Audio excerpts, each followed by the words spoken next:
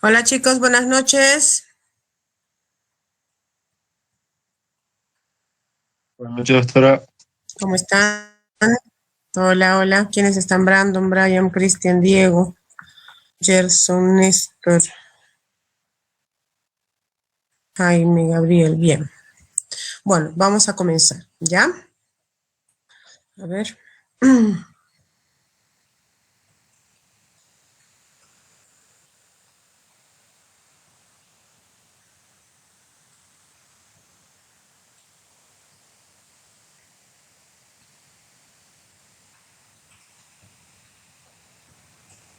Bien, ¿se puede ver la diapositiva, chicos? Sí, doctora. Pasa normal, ¿verdad? ¿Sí? Pasa, ¿verdad? Bien, bueno, vamos a continuar con el área de oncohematología al que se han estado dedicando desde la anterior semana. Este tema es un tema un poco complejo, porque como todo lo de hematología implica algunas cosas que no vemos con nuestros ojos y que tenemos que imaginarnos, pero son procesos totalmente lógicos, ¿ya? Entonces, acordémonos que la hematología tiene un área enorme, benigna, que implica enfermedades tan emblemáticas como todas las variedades de anemia. Tenemos las enfermedades de la coagulación, ¿no es cierto? Alteraciones de la trombosis o del sangrado. Tenemos el gran capítulo de la transfusión con manejo de células, criopreservación, aféresis, todo lo que implica la hemoterapia. Y tenemos este gran capítulo de enfermedades oncohematológicas, que básicamente está representado por 3 entidades enormes, todos los tipos de leucemias agudas y crónicas, mieloides y linfoides, las variedades de linfoma, que como hemos visto en estos días pasados, son una variedad importante de linfomas. Y ahora tenemos esta enfermedad que se llama mieloma múltiple. El mieloma múltiple es una enfermedad que otra vez, ¿no es cierto?, no dice cáncer de la célula plasmática, como el linfoma, que no dice cáncer del linfocito, pero sí es una enfermedad neoplásica como tal, ¿ya? Y corresponde a un capítulo enorme de enfermedades que se llaman gamapatías monoclonales, ¿no es cierto? Entonces, cuando decimos gamapatías monoclonales, ¿a qué se refiere? Primero, acordémonos que cuando decimos clonal, estamos hablando de cáncer. Entonces, todo lo que decimos clonal, tenemos que imaginarnos que es neoplásico, canceroso, ¿verdad? Y cuando decimos gamapatía, estamos hablando de una inmunoglobulina. Todos producimos inmunoglobulinas. Bueno, el ser humano y los animales producimos inmunoglobulinas. Y cuando esta inmunoglobulina se produce de una manera inadecuada, oncológica, mal hecha, infiltrativa, sin ninguna utilidad, bueno, podemos decir que es una gamapatía, una patología, ¿verdad?, de origen clonal. Bien, entonces, las gamapatías monoclonales son varias, implican sobre todo a la célula plasmática, que vamos a ver ahora cómo es la última parte del desarrollo de un linfocito B. Pero su representante más importante y más frecuente es esta enfermedad que se llama mieloma múltiple. Vamos a ver de qué se trata y cómo podemos diagnosticarlo, ¿ya? Primero, para poder ubicarnos en el espectro de enfermedades hematológicas malignas, tenemos que imaginarnos siempre a la médula ósea como un órgano, ¿no es cierto? La médula ósea es un órgano que tiene partes y tiene procesos igual que cualquier otro órgano, solo que no son visibles tan fácilmente. Entonces, tenemos que saber que la médula ósea tiene una célula madre pluripotencial, la cual va a dar origen a todas las formas hematológicas, ¿no es cierto? A todos los componentes de la sangre hematológicos, ¿no es cierto? Y tiene 2 líneas de producción importantes, la línea mieloide y la línea linfoide. Como verán, la línea linfoide se ocupa solamente de los linfocitos, ¿no es cierto? O sea, quiere decir que esta línea de producción es muy precisa y muy compleja. Hemos visto ayer ya cómo el linfocito, una vez que sale de la médula ósea, todavía le toca ir por el ganglio linfático y el timo a cumplir funciones importantes, y es un lugar de mucha complejidad. Entonces, obviamente, solo una célula, o sea, una línea de producción se dedica únicamente a producir linfocitos B y linfocitos T. Y la otra línea de producción, la línea mieloide, produce absolutamente todo lo demás que vemos en la sangre periférica. Produce glóbulos rojos, produce plaquetas, produce los otros glóbulos blancos, que son los granulocitos, neutrófilos, basófilos, eosinófilos y los monocitos, ¿no es cierto?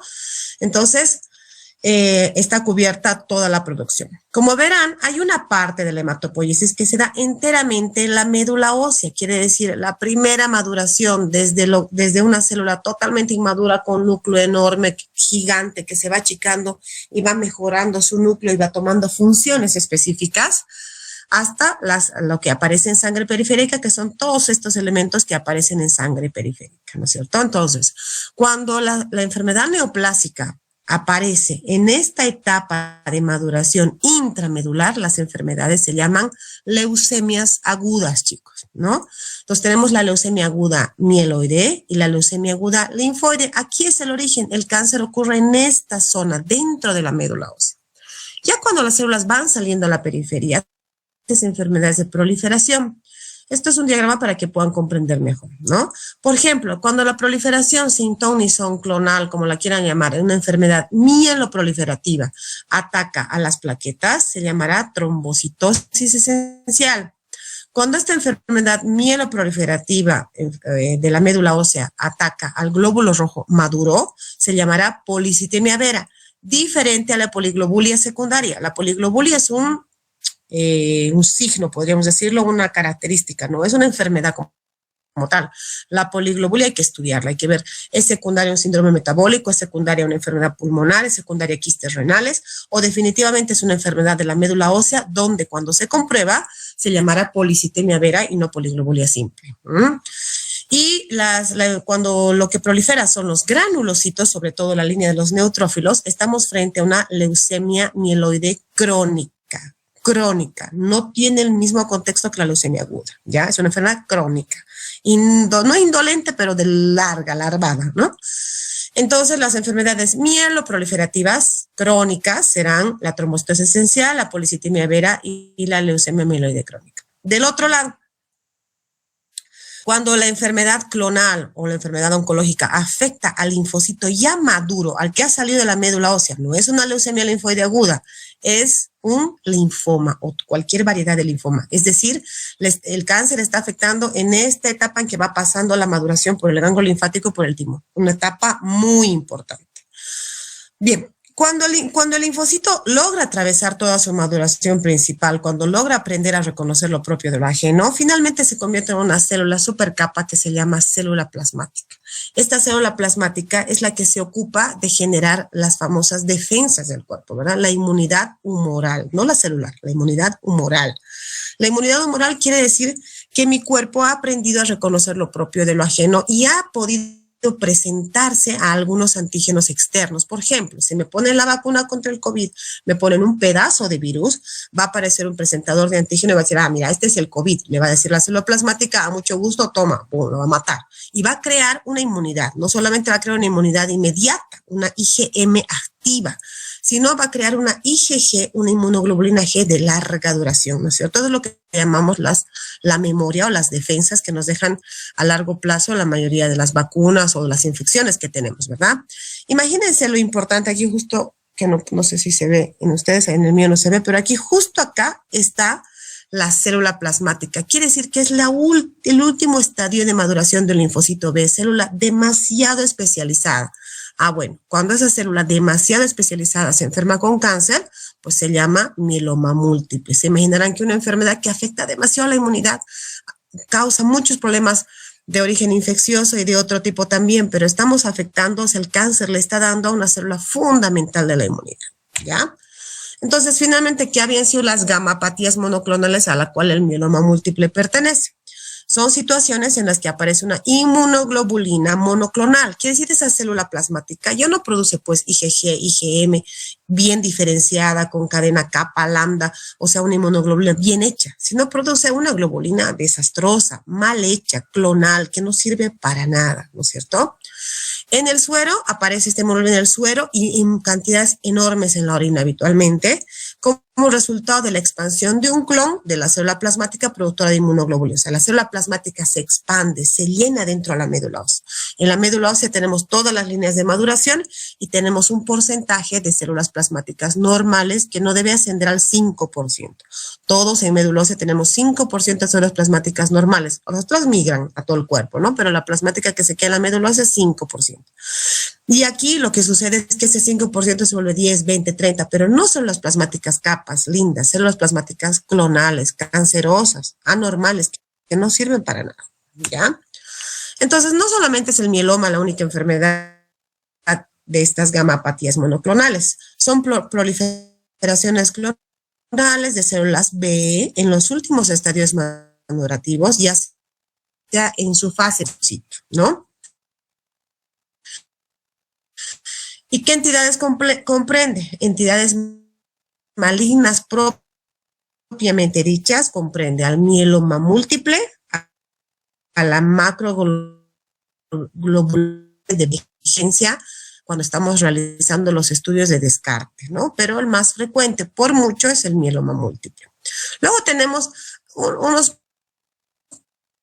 pasos previos a que sea mieloma múltiple. Se dice que cuando está por convertirse en un mieloma, por decirlo de alguna manera, son gamapatías monoclonales de significado in situ, porque hacemos mejores estudios actualmente. Y un intermedio que hoy por hoy se considera una enfermedad de depósito maligna es la amiloidosis, que es bastante compleja. No va a ser propósito de nuestra revisión. Si lo tienen en el libro, hay que saberlo porque son entidades que hay que descartar cuando estamos pensando en mieloma múltiple. Lo que vamos a avanzar es el mieloma múltiple. Entonces, el mieloma múltiple es recontra frecuente, chicos. De los 3 cánceres hematológicos que conocemos en el adulto, leucemias agudas, mieloma múltiple y linfomas, representan la segunda causa. La primera es el linfoma, luego viene el mieloma en adulto, ¿no? Esta no es una enfermedad de los niños. Los niños no tienen mieloma múltiple. Mieloma múltiple es patrimonio de la gente adulta y es más del adulto mayor, ¿no? Representa 1% de todas las neoplasias, 10% de todos los tumores hematológicos. Es re frecuente, chicos. Y aquí tenemos un montón. Ya van a ver por qué se tarda tanto el diagnóstico y dónde se pierden nuestros mielomas, dónde están, en qué especialidades se nos pierden, no llega nunca hemato. Es la segunda neoplasia hematológica en Estados Unidos y seguramente aquí también. La edad media de presentación es 65 años. O sea, es una enfermedad del adulto, no digamos mayor, ¿no? 65 y por hoy no es mayor, pero es una enfermedad de esas décadas de la vida. Sin embargo, cada vez más la vemos más pronto, ¿no es cierto? 40 años. Tenemos actualmente pacientes, creo que el menor tiene 41 años. O sea, esas cosas que tal vez antes no se veía tanto. Antes se llamaba mielomatosis o enfermedad de Kahler. Creo que ya nadie la llama así, pero bueno, es el mieloma múltiple famoso. Bien. Entonces, ¿dónde está el problema? Nuevamente, no es difícil. El problema está en la última etapa de maduración del linfocito B, en la célula plasmática, la que debería defendernos, la que debería de crear inmunidad correcta, IgG, IgM, inmunidad fuerte, sólida. Se enferma de cáncer y causa mieloma múltiple, ¿no es cierto? ¿Qué eventos ocurren? Como en todos los cánceres, ayer hemos hablado bastante de eso. Casi todo tiene un origen en una alteración genética, que no es que yo he nacido con esa alteración, sino que muchos efectos de mi vida, en mi misma multiplicación diaria de células. Todos los días multiplicamos células, del pelo, de la mucosa, del ganglio, de linfocitos. Creamos miles de células por día y en algún momento puede haber una alteración, una translocación o una deleción y puede iniciar este tipo de procesos oncológicos. Lo cual dice que hay una inestabilidad cariótica. Obviamente, el cariotipo no se puede hacer adecuadamente en los cánceres de todo tipo, no solamente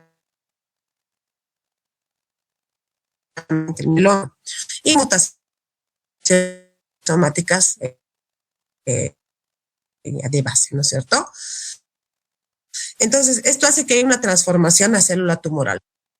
Es lo único que no es un hecho que todos los que fuman van a desarrollar cáncer. Tienen que haber algunos eventos oncogénicos, ¿no es cierto?, que puedan iniciar este tipo de procesos.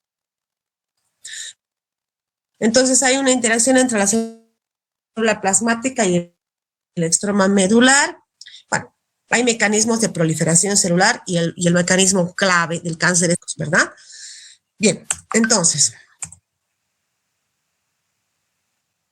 lo que sabemos es que sucede a nivel de la célula plasmática,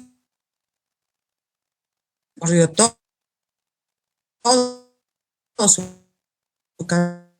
caminito, y cuando se enferma la célula plasmática, la enfermedad que se reconoce es el mieloma múltiple, ¿no?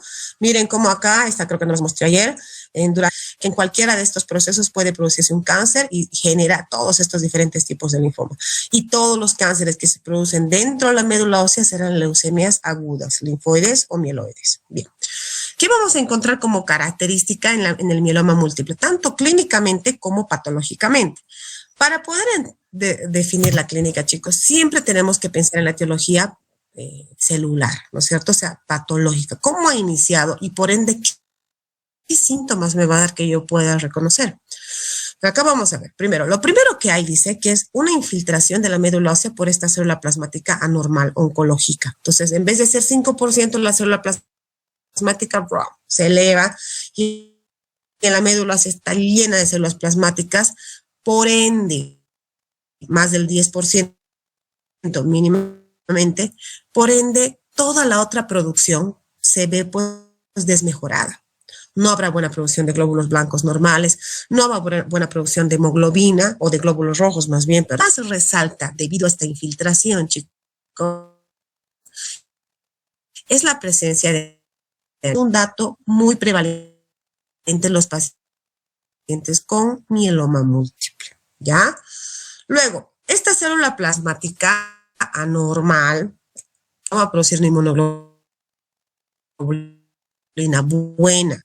Entonces, esa inmunoglobulina, esa proteína totalmente anormal, se va a producir en tal cantidad que va a empezar a salir por la orina y se va a ver también en el suero. Entonces tenemos componente monoclonal en suero u orina mayor a 3 gramos por decilitro. O sea, podemos medir esta proteína y nos va a dar alterado o aumentado. Y vamos a ver cómo lo vamos a medir. Y entonces los huesos que se ven afectados por grandes infiltraciones, en este caso que es el mieloma múltiple, pueden manifestar lesiones osteolíticas. Y de aquí nacen todos los síntomas de estas tres cosas, nacen todos los síntomas de un mieloma múltiple. ¿Y cómo yo me voy a dar cuenta que este paciente puede tener un mieloma múltiple? Vamos a ir viendo. Vamos a empezar por la más fácil, obvia y que viene chillando con un paciente añoso que se queja de dolor óseo, ¿me entienden? Pero ¿qué viejito no se queja de dolor lumbar? ¿No es cierto? Entonces es ahí donde debo abrir bien los ojos. ¿Tiene una lumbalgia por la edad? ¿Tiene una artrosis? ¿O realmente podría encajar en un cuadro de mieloma múltiple? Entonces, lo que va a presentar esta persona va a ser dolor, ¿no es cierto? Porque sus huesitos tan llenos de células plasmáticas van a empezar a tener lesiones osteolíticas. Se va a reabsorber el hueso y va a crear agujeros, así como lo ven. Miren, aquí en el cráneo, muy típico. En el screening debo hacer radiografías del cráneo, de la columna, de la pelvis, de lugares de huesos grandes donde puede haber estas lesiones osteolíticas. Cuando tengo alta sospecha, uno de los estudios es la radiografía simple. Bueno, ese paciente puede tener todo esto y no puedo darme cuenta. Entonces, ¿qué va a manifestar? Dolor lumbar. Puede tener hasta un aplastamiento lumbar y llegar a una cirugía sin que nadie haya sospechado que se pueda tratar de mieloma. Pueden pensar que es una osteoporosis simple de la vejez, ¿no es cierto? O lo que me puede hacer sospechar más es que tenga una fractura espontánea. El viejito estaba caminando, ni siquiera se cayó o se fracturó, ¿verdad? Acuérdense que ya no son tan viejitos, ya tenemos mielomas de gente joven porque son 50 años. Somos jóvenes, no mentir. Pero bueno, entonces tenemos... pueden tener fracturas espontáneas, pueden tener aplastamiento vertebral, que es lo más frecuente y lo más común. Estos van al traumatólogo y ahí están un tiempo. Nadie sospecha de mieloma, por eso es que tenemos que pasar esta clase siempre, ¿ya? Bien. Dolor óseo, lesiones osteolíticas. La series va a provocar anemia. Estas son las famosas a células plasmáticas. A todos los hematólogos nos encantan porque en el entrenamiento de la hematología, lo primero que te lanzan es una médula ósea y tienes que aprender a reconocer en una placa toda la hematopoiesis. Y la célula más fácil de reconocer, más linda de reconocer, es la célula plasmática porque dice que tiene, esta está medio deforme, ¿no? Pero son células que tienen un núcleo excéntrico y un halo blanquecino perinúcleo, miren. Y un citoplasma como una pollerita le llamamos, ¿no? Es bien facilita de reconocer. Debe haber solo 5%, casi no vemos en la médula, pero en un mieloma, miren cómo a primera vista vemos que está totalmente infiltrado. Aquí vemos células madre de los neutrófilos. Este es un neutrófilo inmaduro, ya está por madurar, un poquito, ¿no? Pero tiene infiltración de célula plasmática. Por ende, la serie roja se va a ver un poco desmejorada y va a haber anemia. Entonces ya tenemos un viejito que viene con dolor óseo, ¿no es cierto? Dice, ay, me está doliendo la columna, tiene 70 años, por ejemplo, 65 años, y bueno, yo estaba viendo, pero o sea, yo me manejaba solo y ahora tengo un dolor de espalda y dice que se me ha fracturado mi columna y el otro día estaba caminando y parece que me he luxado mi brazo, entonces ya tengo la idea de que tiene algo y hay un problema óseo, ¿verdad? Y además le pide una serie de hemograma y tiene una anemia. Entonces, la anemia hay que investigarla. Por eso leer el capítulo de anemia, chicos, es fundamental, porque ahí también puedo pesquisar las anemias que no son ferropénicas, ¿no? Que son este tipo de anemias. Bien, entonces tiene anemia. Perfecto. Con menos frecuencia va a tener leucopenia y trombocitopenia, pero muy poco frecuente. A lo que más tiene es anemia. Bien, en menos del 20% también se puede infiltrar el vaso y se puede infiltrar el hígado. Muy poco frecuente, lo que más va a haber es anemia. Muy bien. ¿Qué más va a haber? Acuérdense que la célula que está afectada es una célula de la inmunidad. Es una célula que supuestamente debe proteger al paciente. Entonces, si no hay esa protección, ese paciente está muy susceptible de infecciones. Puede tener todo tipo de infecciones. Si ese puede ser, doctor, este año me ha dado 2 veces neumonía, nunca me ha dado. Estoy con infección urinaria desde el principio de año. ¿No? Entonces, aquí está ese tipo, por ejemplo, ¿no es cierto? También va a haber manifestaciones neurológicas. Obviamente, si la columna sea de radiculares, paraplegias, desorientación, encefalopatía, esto ya no tiene que ver con los nervios. La desorientación, la encefalopatía, es una consecuencia de tanta proteína anormal circulando en su cuerpo. Acuérdense que la célula plasmática produce una proteína que va a invadir la sangre, va a invadir otros órganos también. Entonces, puede tener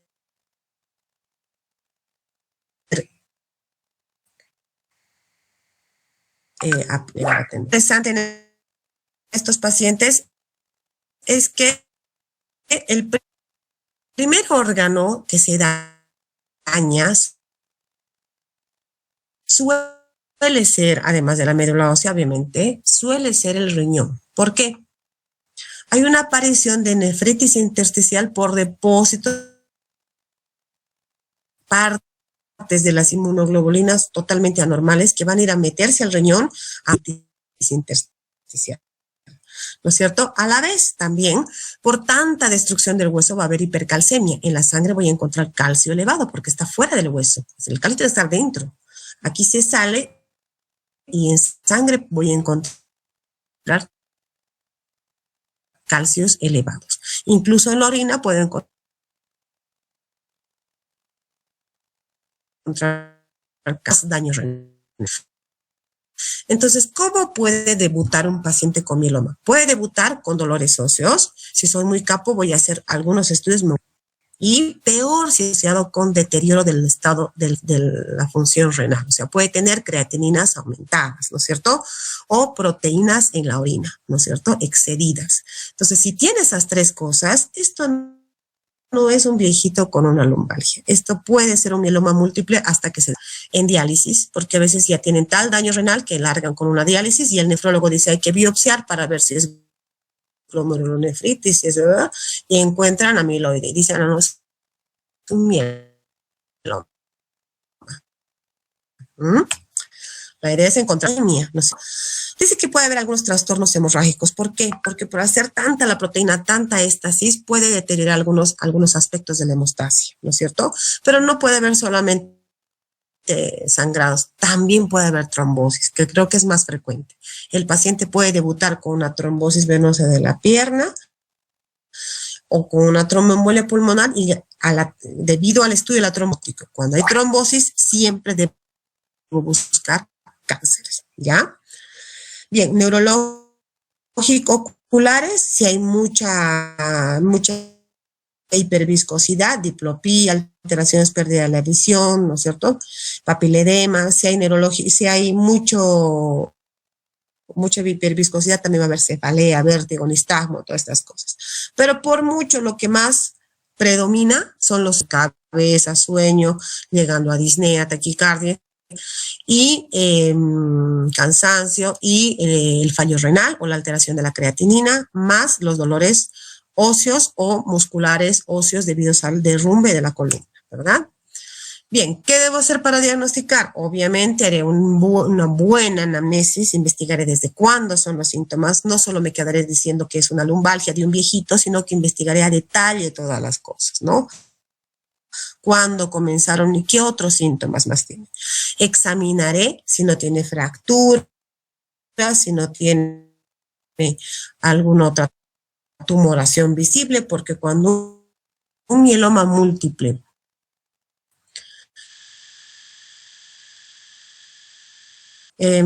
o más bien una tumoración ósea, nosotros hemos tenido de muchos lugares, hemos tenido tumoraciones óseas de la calota, tumoraciones óseas de la cosa, apoya el diagnóstico de mieloma múltiple más plasmocito, ¿ya? Vamos a hacer un hemograma para ver la anemia. Acuérdense que la velocidad de retrosedimentación es un reactante de fase aguda. Hay muchos reactantes que siempre van a estar elevados en cualquier situación de estrés. Velocidad de retrosedimentación reactiva, fibrinógeno, ferritina, LDH, son elementos de la sangre que son muy buchones, avisan todo, pero la creatina elevada, la urea elevada, el calcio elevado, el fósforo elevado, esto debido obviamente a la destrucción ósea, ¿no es cierto? El potasio también puede estar elevado, la LDH aumentada porque la LDH es marcador de turnovers ¿cómo se llama? De proliferación celular, ¿ya? Y aquí empieza nuestro diagnóstico ya más específico. Cuando vamos pidiendo estas cosas, dicen, este doctor sabe, porque está buscando esta enfermedad, no se está conformando con que es un dolor óseo de un viejito, ¿no? Entonces, ¿qué buscamos? Quiero saber cómo están sus proteínas. A mí me han dicho que el mieloma es una enfermedad de la célula plasmática y que hace que la célula plasmática produzca demasiadas proteínas anormales. Entonces, voy a estudiar las proteínas en sangre y voy a estudiar las proteínas en orina, ¿no es cierto? ¿Cómo? Le pido un proteinograma por electroforesis, que ya les voy a mostrar qué es, y medir proteinuria en orina de 24 horas. Todo el día y la noche le voy a hacer juntar la orina y voy a porque me han dicho que la cancerosa va a producir una inmunoglobulina, ya sea IgG, IgM o IgA, anormal, sin forma, sin estructura, sin tonizón, sin función, pero la voy a poder ver en un laboratorio elevadísima, ¿no es cierto? Y estos otros estudios, la inmunofijación en plasma y orina, son estudios un poquito más específicos, más finos para poder. La beta-2 microglobulina, ayer lo hablábamos en linfoma, es una proteína muy sensible a la proliferación hematológica, ¿no? Casi en todas las enfermedades hematológicas se eleva de alguna manera y en el mieloma es bastante característica, se eleva muchísimo, entonces sí, no nos va a servir para diagnosticar precisamente, pero nos va a servir para el descarte, ¿no? Si está baja, pienso tal vez en otra opción, puede ser, pero casi en la totalidad de los mielomas está elevada la beta-2. Y obviamente haré el estudio estándar, dónde está la enfermedad, en la médula ósea. ¿Qué voy a ir a estudiar? La médula ósea. Es el momento de hacer el estudio estándar, que ya lo han visto en la leucemia, para estudio de enfermedades hematológicas, que es la punción aspirada de médula ósea y toma de biopsia. Y en ese pedacito que voy a sacar del hueso, que si nos da tiempo la otra semana les voy a mostrar cómo se hace, estudiaré yo y estudiaré el patólogo si podemos ver esa proliferación de células plasmáticas quimiológico completo, porque estoy en busca de esas lesiones líticas. Como no puedo diagnosticarlo a priori, tengo que terminar de hacer todo eso. Bueno, este es el proteinograma, ya lo vamos a ver con calma. Bien, entonces, hemos hablado de que existe un componente monoclonal, quiere decir, para proteína por la proliferación de un clon de células plasmáticas. Se va a producir un solo tipo de inmunoglobulina. Normalmente nosotros producimos IgG, IgM, IgA en cantidades más o menos regulares. En este caso va a haber una sola inmunoglobulina predominante inservible, ¿ya? De modo que cuando se realice la electroforesis proteica del suero, se observará una banda monoclonal. ¿Qué es eso? Dios mío, explíquenme. Bueno, entonces les voy a explicar un poquito qué es la electroforesis. Quiero saber si una persona totales en sangre, ¿verdad? Entonces digo, a ver, háganle proteínas totales y albúmina para que me dé cuenta cómo están sus proteínas. Entonces me salen y digo, estudio básico de las proteínas. Pero aquí yo quiero ver no solamente la albúmina, que es la proteína más alta, más abundante. Quiero ver todas las proteínas como están. Entonces, para eso voy a pedir de las proteínas de plasmáticas en el plasma. Técnica analítica capaz de separar proteínas en un soporte sólido debido a su migración, bla, bla, bla. ¿Qué hace? Ponen un gel, ¿ya? Las proteínas tienen una carga, ¿verdad? Nos han enseñado. Entonces, ponen en un lado del gel todas las proteínas, bueno, todo el suero a correr, y tratan de separar en bandas a cada proteína y ponen un ánodo y un cátodo y las proteínas van a correr hacia el lado positivo y las vamos a poder medir. Así se miden las proteínas. Es un estudio muy antiguo. Ahora ya existen algunas variantes un poquito más precisas, pero es un estudio muy fiable para poder darnos cuenta si existe una proteína en demasiada cantidad, ¿ya? Esto va a medir absolutamente todas las proteínas, albúmina, globulinas alfa, B. Incluso puedo hacer una electroforesis para proteínas como la albúmina, por ejemplo, ¿ya? Perdón, como la hemoglobina, por ejemplo. Pero este no es el caso. Este es para proteínas plasmáticas. Bien. Y aquí tenemos los valores normales. Miren, la albúmina por mucho es la más abundante. Eso es normal. Voy a tener un pico de albúmina. Es normal. Y las otras, como ven, de una forma bastante regular. Alfa 1 globinas, alfa 2 globulinas, beta 2 globulinas, gamma globulinas. Dentro de las gamma globulinas IgG, IgA, IgM, IgD. ¿Se dan cuenta? Todo esto tiene una cantidad bastante regular. Cuando hacemos la corrida electroforética, debe marcarme más fuerte la albúmina porque es la que más hay. Y las demás de manera regular, ¿verdad? ¿Cómo se ve? Nosotros que somos médicos siempre nos gusta ver figuritas, ¿no ven? No nos gusta que nos enseñen con números porque por algo estamos en medicina. Entonces la figurita que lanza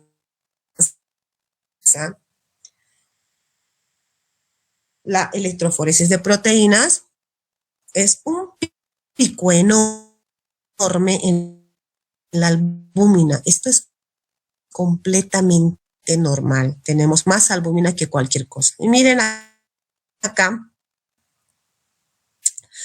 no sabemos si es cáncer esto, ¿no ve? Pero decimos monoclonal. Decimos, en el proteinograma ha aparecido la albúmina, pero me ha aparecido un pico monoclonal, unos cuernitos. La albúmina y el pico acá, ¿de dónde viene?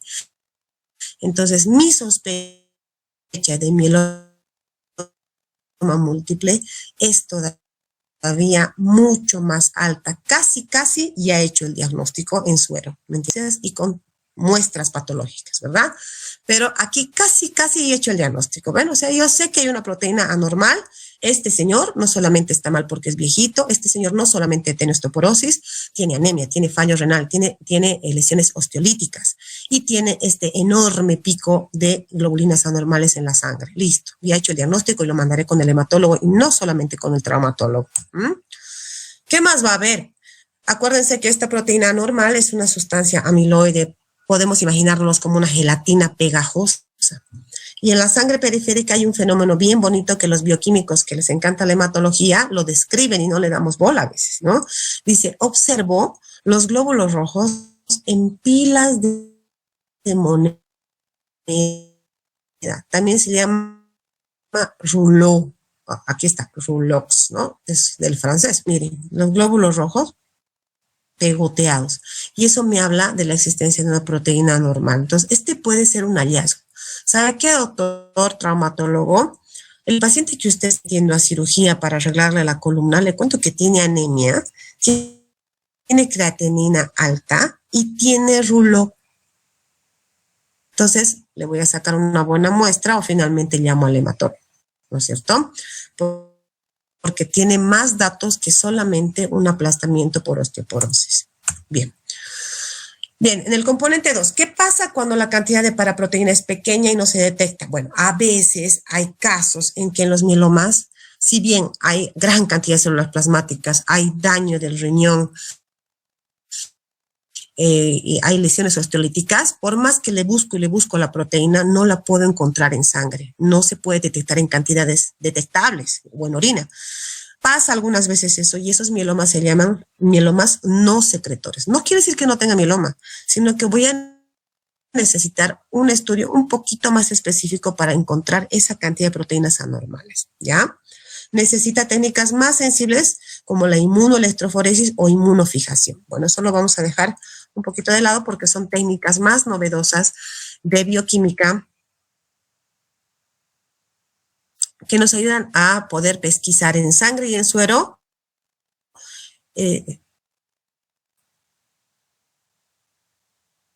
segmentos de inmunoglobulina, ni siquiera ya la inmunoglobulina completa,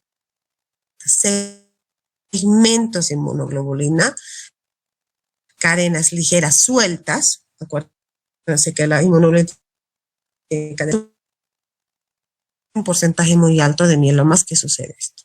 Cuando mido las inmunoglobulinas, dice que la que más frecuencia tiene es la afección de la inmunoglobulina eje, o sea, microsedimentación, es una cosa inflamatoria aguda que siempre va a elevar los reactantes de fase aguda. Puede haber rouleau, hay que darle importancia a esto, hay que buscarlo cuando sospecho. Por eso es importante que ustedes como médicos recién egresados, va a ser el bioquímico que esté en las mismas condiciones que ustedes, haciendo sus rotaciones. Y el bioquímico tiene otra forma de ver las enfermedades, no es clínico como nosotros, busca hallazgos de laboratorio. Entonces, por eso somos un buen equipo, ¿no es cierto? Entonces, siempre hay que arrimarse a los bioquímicos y a las enfermeras, ¿no? Eso ya es otro capítulo, pero a los bioquímicos para poder hacer mejor nuestros diagnósticos, ¿no es cierto? Va a haber insuficiencia renal por eliminación de cadenas ligeras y que van a arruinar definitivamente la función renal. Y puede haber infecciones por hipogamaglobulinemia. La inmunoglobulina G es la que más nos protege, ¿verdad? Entonces, todo esto va a haber, se dan cuenta, un contexto bastante característico. Lesiones líticas, sin duda. Puede no haber también, puede haber una lesión difusa de todo el hueso como una osteopenia, pero basta que encuentre una pequeña lesión lítica, debo tener en mi diagnóstico diferencial al mieloma múltiple, obviamente sacabocados, calcio aumentado, dolores óseos, me tienen que dar esa orientación, ¿ya? Tiene criterios de diagnóstico, son complejos a distinguir. Vamos a ver primero qué es un montón. Fallo renal 19%, calcio aumentado 13%. Proteínas detectables en sangre, alto, mire, 82, buenísimo, porque la voy a poder encontrar, ¿no? En el suero o en la orina por inmunofijación, más alto todavía, porque la inmunofijación es más fina que la electroforesis, ¿no? Y la IgG por mucho va a ser la más afectada, o sea, en la mayoría de los mielomas la que está afectada es la IgG, ¿ya? Y, ¿qué más? Voy a tener proteínas medibles en suero y en orina, y finalmente voy a basarme en 3 criterios de diagnóstico grandes, que es lo que me interesa que aprendan, ¿no? Hay muchos chiquititos, pero los grandes son: ¿qué va a haber? En la médula ósea, cuando voy a sacar un aspirado y le voy a mandar al patólogo y una parte me voy a quedar yo para mirar en el frotis, voy a ver que las células plasmáticas ya no son el 5%, van a estar más del 10%. O sea, voy a contar 100 células en médula ósea, 10 van a ser células plasmáticas. Gravísimo, ¿no? Entonces ya he hecho el diagnóstico. Primer criterio, aumento de células plasmáticas en sangre periférica, en médula ósea, ¿no es cierto? Presencia de proteína monoclonal en suero o en orina, ¿no es cierto? Y evidencia del daño de un órgano. Puede ser riñón, puede ser anemia, ¿no es cierto? Puede ser lesiones líticas. Entonces, cuando hago estos 3 criterios, tengo el diagnóstico preciso de un mieloma múltiple, ¿ya?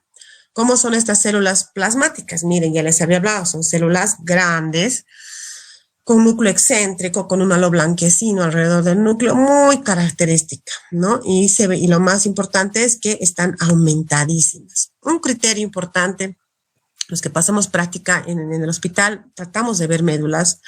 ¿Por qué? Tanto en la sangre periférica como en la médula ósea, lo normal ya que hay de todo y todo diferente, listo. Me quedo tranquila porque sé que hay una hematopoiesis relativamente normal. Polimorfismo es la regla, ¿no es cierto? Cuando yo veo monomorfismo, ya me imagino lo peor. O es un blasto que está infiltrado, o es una célula plasmática, o es algo que está infiltrado y no está cumpliendo una función. Entonces, como ven acá, monomorfismo, ¿no ve? Todas las células son plasmáticas, casi todas son igualitas, hay unas cuantas nomás que se salvan. Entonces ya me está hablando mal y me está diciendo que está proliferando, en este caso, una célula plasmática. También suelen tener doble núcleo, miren esto, horribles, ¿no? Ya veo esto y digo, esto es un mieloma, ¿no? También todas las variedades de gamapatías monoclonales tienen sus criterios de diagnóstico, ¿no es cierto? Todo esto está totalmente estudiado, no lo vamos a ver ahora, pero es un poco más complejo, pero cada una de las patologías de gamapatías monoclonales tiene su diagnóstico: la amiloidosis, la gamapatía de significado incierto, hasta llegar al mieloma, el plasmocitoma, el mieloma. Pero todos tienen el mismo inicio de enfermedad, todos tienen el mismo origen. La que está dañada es la célula plasmática y hay que tratarla generalmente con los mismos medicamentos. Bien. También voy a mandar una biopsia al patólogo. El patólogo no va a tener líquido como yo, va a tener un tejido. Entonces, él va a poder ver algunas cosas con mucha más precisión. Por ejemplo, en el tejido va a poder ver de mejor manera la cantidad de células plasmáticas, va a poder agarrar algunas sí va a haber un compromiso de médula ósea, habitualmente más del 30%, ¿no es cierto? Y acuérdense que el patólogo ahora no solamente mira con sus ojitos, ¿no es cierto? Lo que hace es hacer lo mismo que en el linfoma. Hemos dicho inmunohistoquímica. Hemos dicho que en el linfoma lo que busca son linfocitos. ¿Qué tipo de linfocito es? El que está dañado por el cáncer. Pero acá buscará qué es demostrar que la célula plasmática es la que está dañada. Y la célula plasmática tiene otro marcador. ¿Se acuerdan que hemos hablado de que cada célula tiene un antígeno en su superficie, que se llama un clúster de diferenciación?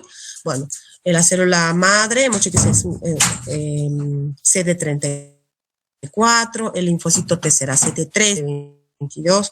En este caso, la célula plasmática marca CD38, ¿no es cierto? Y el CD138 más específico de la célula plasmática, acompañado de estos otros también. Entonces, cuando el patólogo marca esa célula, se da cuenta de que se trata de una célula plasmática clonal. Es más, puede incluso decirnos que es clonal cuando nos dice que esta inmunoglobulina que produce no es capa lambda como debería ser, es solo capa o solo lambda. Entonces me dice a predominio lambda o con diferenciación lambda. Entonces ya me está diciendo que es una inmunoglobulina anormal y que es una célula plasmática normal y le pone la firma a que esto es un cáncer, ¿verdad? ¿Qué otra forma tenemos de ver? Ustedes ya han visto en leucemias que la médula ósea, el aspirado, que es sangre, ¿verdad? No es sangre, en realidad es médula ósea líquida. Se puede mandar un equipo que se llama citometría de flujo. La citometría de flujo hace en el líquido lo que el patólogo hace en el tejido. Es lo mismo. Pero en el líquido nos va a mostrar este tipo de expresión de los marcadores clústeres de diferenciación. Y aquí vemos lo mismo.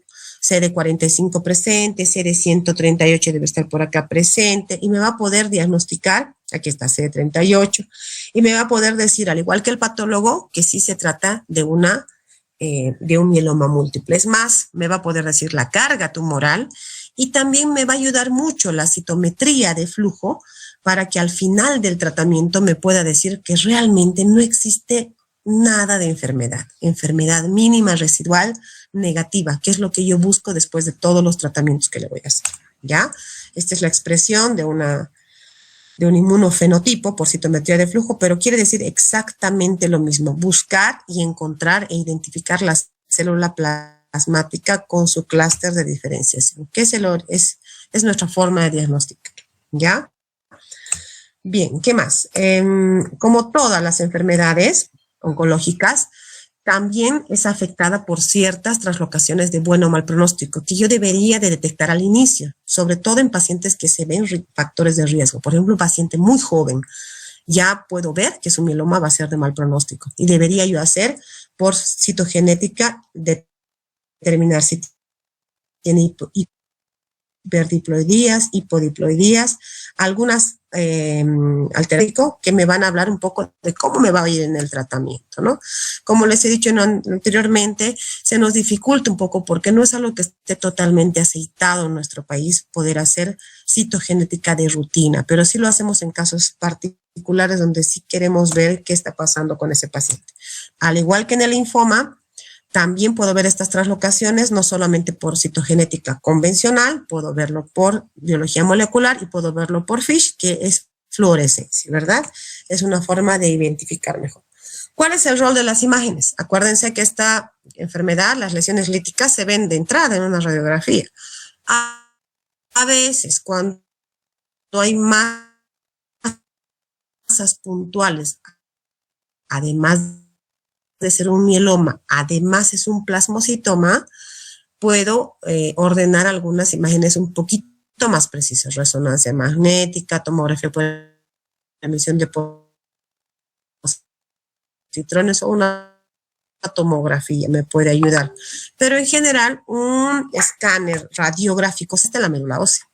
Entonces, se ha desarrollado dos esquemas, sobre todo dos criterios de estadificación. Uno, que es el famoso Dury-Salmón antiguo, ¿no? Donde nos habla de que para clasificarlo voy a ver qué tan anémico está, cuánta proteína tiene circulando, cuánto calcio está fuera del hueso, cuánto componente monoclonal hay en la orina, qué lesiones osteolíticas de gravedad tiene. Y ahí voy a clasificar en estadios 1, 2 y 3 si ya su riñón ha sido afectado o el riñón no ha sido afectado, A o B, ¿no es cierto? Sería 1A, 2B, 3B, 15 años, que nos habla del ISI, que es un sistema internacional de estadificación un poquito más sencillo, porque se basa básicamente, le da mucha importancia a la beta-2 microglobulina y dice que cuanto más alta esté, peor pronóstico, ¿no? Hablándonos de la sobrevida incluso que puede llegar a tener. Bien. Esto vamos a pasar y vamos a pasar al tratamiento.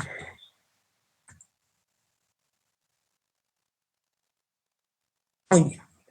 Entonces, ya hemos descubierto cómo, en quiénes debemos sospechar no una enfermedad solamente muscular, no solamente un dolor neurológico, no solamente una lumbalgia, sino siempre debemos pensar en enfermedades como el mieloma múltiple en pacientes que tengan asociado ese dolor lumbar crónico, porque es una enfermedad que es ligeramente crónica, asociado al dolor lumbar, asociado a las fracturas espontáneas y a la osteoporosis, tiene anemia, tiene deterioro del riñón. Le pido un proteinograma y encontraré proteínas elevadas y casi estoy haciendo el diagnóstico. Me faltará una punción de médula ósea para determinar más del 10% de células plasmáticas. Ese es el criterio de diagnóstico más importante. Bien, ¿qué es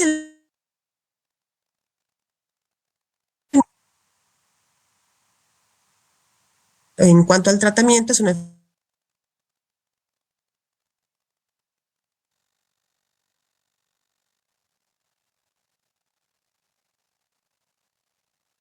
hemos hablado, los vamos a aplacar con quimioterapia. Vamos a hacer que un medicamento, varios, aplaquen esa célula plasmática a la mala, la mate. ¿Entienden? Ese es el objetivo del tratamiento. Y diagnostica a los 40 años es grave, porque tenemos una sobrevida para nuestro país de 80 años, por ejemplo, tenemos 40 años que debemos mantenerlos sin enfermedad. O sea que tenemos que administrar adecuadamente todas las herramientas terapéuticas que tenemos. Y vamos a hablar de eso mañana, porque mañana nos va a tocar trasplante, que es una herramienta muy importante en el mieloma. Pero ¿qué hacemos primero? Separar a los pacientes en dos grupos. Los que son candidatos a trasplante son candidatos.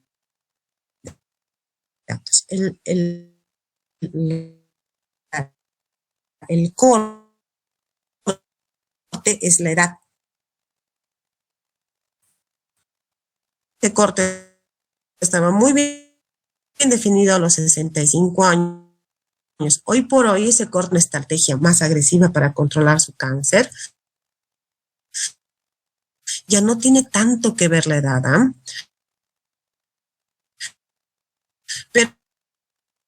Pero los grupos de trasplante normalmente fijan su corte a los 70, perdón, menos de 70 sí, más de 70 no. Entonces vamos a dividir primero en eso. Y el objetivo es dar quimioterapia para lograr remisión completa. ¿A qué vamos a llamar remisión completa? Pues a la reducción de las células plasmáticas a menos del 5% y que no sean clonales, que sean normales. Ese va a ser nuestro criterio, ¿no es cierto? Hay quimioterapias de inducción de varios tipos. Cuando no voy a ir a un trasplante, puedo utilizar tratamientos un poco más mieloablativos, voy a dañar un poco más la médula, pero si ese paciente sí es candidato a trasplante, debo cuidar un poco la médula ósea. Debo matar las células plasmáticas, pero debo cuidar la hematopoiesis porque me va a servir después en el trasplante. Los esquemas han variado muchísimo, chicos. Esta es la enfermedad en la que más millones de dólares se ha gastado en el estudio de los medicamentos nuevos. Hay medicamentos cada vez más novedosos y cada vez más complejos y cada vez más caros también, ¿no? Porque tengo que mantener a ese paciente muchos años con sobrevida libre de enfermedad o en remisión. La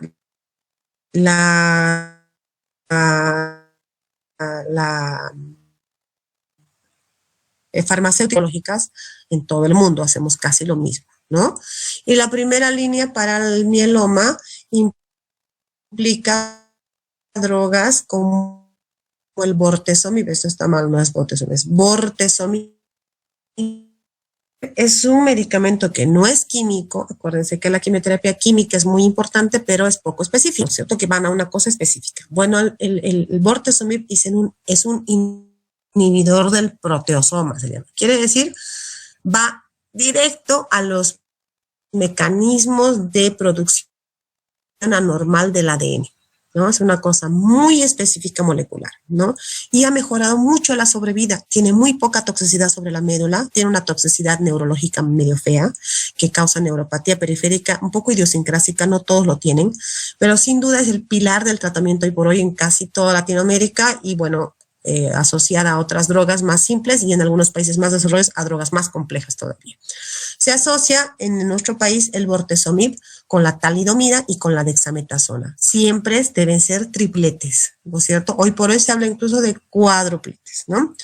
La lenalidomida, prima hermana de la talidomida, una forma un poquito más sofisticada, con menos efectos adversos. Acuérdense de la talidomida, ¿no? ¿Se acuerdan la talidomida, que es parte de la historia de la medicina? Es un antiemético que en un tiempo de la historia causó un montón de alteraciones porque es teratogénico y se lo usaba en mujeres embarazadas para la náusea. Y cuando nacieron todos los niños con focomelia, ¿se acuerdan? Sin brazos, sin piernas.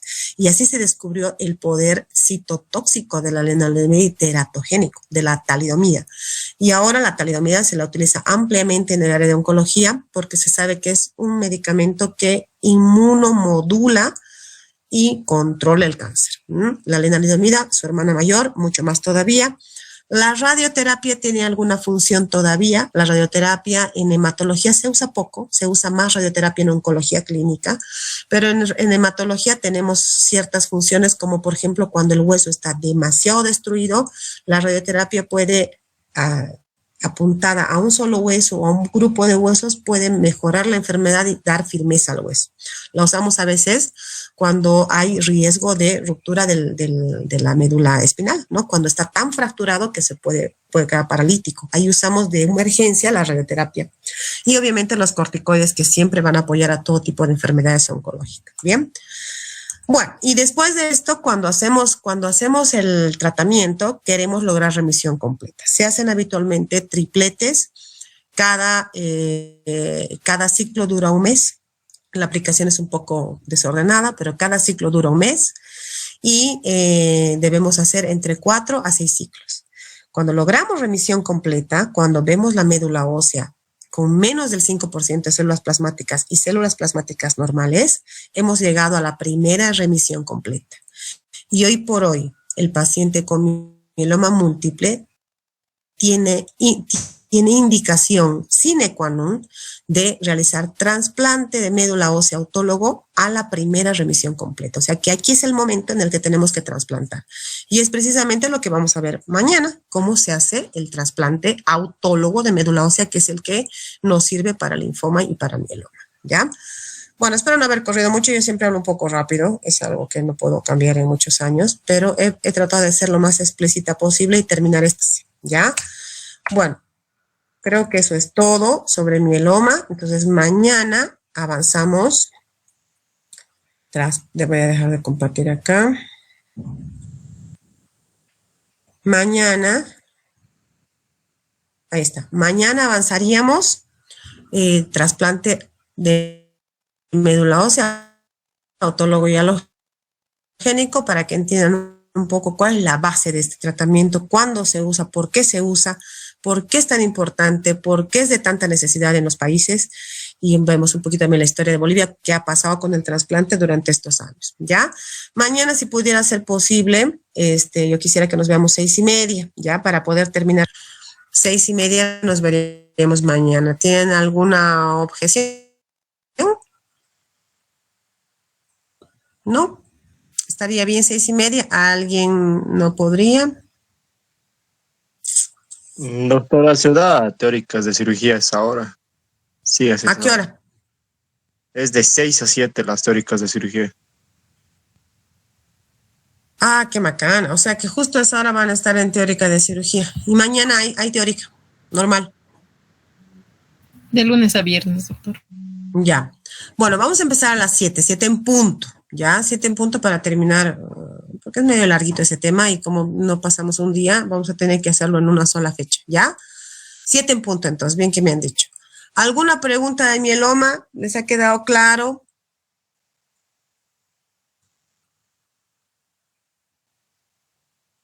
¿Ninguna pregunta? Bueno, es un tema complejo, ¿no? Pero es momento de que vayan al libro y puedan leer, porque todo se fiendo en primera instancia. Escuchando nunca se fija, nunca. O sea, pueden escucharlo ahorita y decir, pucha, de memoria, mieloma, mañana se van a olvidar, porque no es la mejor forma de fijar conocimiento. Tienen que ir al libro y después buscar un paciente. A veces tenemos que ver y ponerle cara a ese mieloma, es decir, este es el mieloma. Y es la mejor manera de aprender, ver, tocar, hacer, estudiar, mirar. Pero ahora tenemos tantos recursos tecnológicos que podemos ver un paciente en YouTube, ¿no es cierto? Bueno, ustedes mejor que yo saben todas esas cosas. Entonces traten de reforzar. No, estamos una hora acá, yo ya sé estos temas, a mí me interesa que ustedes tengan una forma más simple de entenderlos, pero ahora lo que compete es que ustedes vayan a estudiar mieloma y puedan irse a dormir diciendo, creo que entiendo, ¿no es cierto? La comprensión de las enfermedades hematológicas tiene mala fama. Todos dicen que es complicado. No, para nada. ¿Vieron? Son procedimientos totalmente entendibles y lógicos. Entonces vayan a leer y mañana vamos a repasar trasplante, que es un tema bonito. ¿Ya? Muy bien, nos vemos, chicos, hasta mañana, 7 en punto. Chao, chicos. Hasta luego, doctora. Doctora.